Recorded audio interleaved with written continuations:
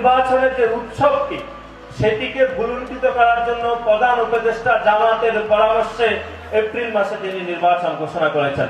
আমরা অত্যন্ত ধৈর্যের সহিত সবকিছু মোকাবেলা করছি। এর অর্থই নয় যে আমরা অতীতের সবকিছু ভুলে গিয়েছি, আমরা সবকিছু মনে রেখেছি, কিন্তু আমরা অত্যন্ত ধৈর্য ধারণ করে পরিস্থিতি মোকাবেলা করছি। কারণ এই অন্তর্বর্তীকালীন সরকার রাষ্ট্র ক্ষমতায় আসার পরে আমাদের দলের ভারপ্রাপ্ত চেয়ারম্যান জনাব তারেক রহমান বলেছেন, এই সরকার আমাদের সরকার, এই সরকারকে কোনোভাবে ব্যর্থ হতে দেওয়া যাবে না। কিন্তু আমরা লক্ষ্য করছি এই অন্তর্বর্তীকালীন সরকার দায়িত্ব গ্রহণের পর থেকে একটি রাজনৈতিক দল ইতিমধ্যে গঠিত হয়েছে। সে রাজনৈতিক দলকে কিভাবে প্রায়োরিটি দেওয়া যায় অথবা কিভাবে সুযোগ সুবিধা দেওয়া যায় সেই বিষয়ে তারা ব্যস্ত রয়েছে।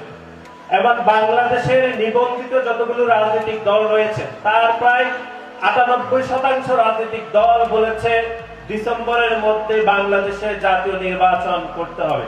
কিন্তু আমরা দেখলাম বাংলাদেশের দুইটি মাত্র রাজনৈতিক দল, নতুন যে রাজনৈতিক দল গঠিত হয়েছে এবং বিশেষ করে জামাত ইসলামের আমির, তিনি বলেছেন এপ্রিলের মধ্যে নির্বাচন দেওয়ার কথা।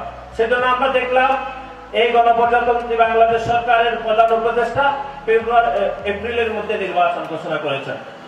কিন্তু বাংলাদেশের যে নির্বাচন সংস্কৃতি, এখানে আমাদের মুরব্বীরা রয়েছে, তারা জানেন এপ্রিল মাস কোনোভাবে বাংলাদেশের জাতীয় নির্বাচনের জন্য উপযোগী কোনো সময় নয়। কারণ এপ্রিল মাসের প্রথম যে সমস্যাটা তৈরি হবে সেটি হচ্ছে আমাদের মাধ্যমিক এবং উচ্চ মাধ্যমিকের শিক্ষার্থীরা ফেব্রুয়ারি এবং মে মাসে তারা পরীক্ষায় অংশগ্রহণ করবে।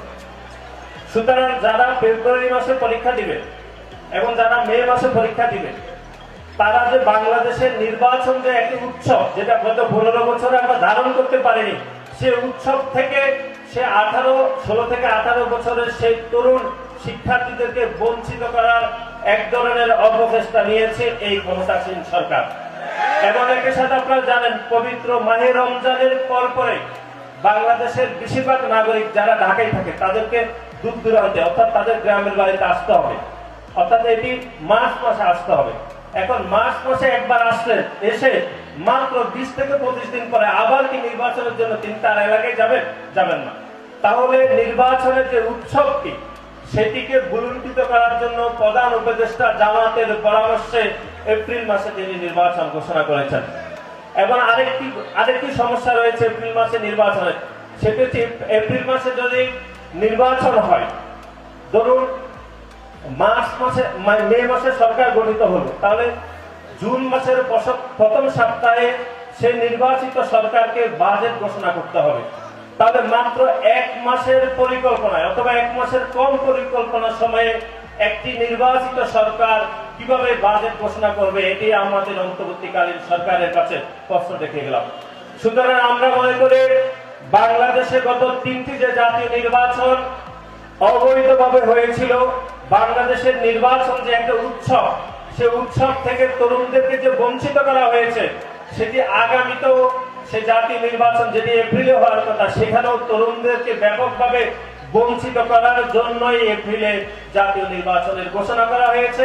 এবং সেখানে শুধুমাত্র 2টি রাজনৈতিক দল, একটি হচ্ছে নতুন যে রাজনৈতিক দল গঠিত হয়েছে এবং বাংলাদেশের যে আরেকটি জামাত ইসলাম নামে যে রাজনৈতিক দল, তাদের পরামর্শে প্রধান উপদেষ্টা এপ্রিলের নির্বাচনের ঘোষণা দিয়েছেন। যে গণ অভ্যুত্থান পরবর্তী সময়ে আপনারা দেখেছেন যে একটি ইতিবাচক রাজনীতি চলছে।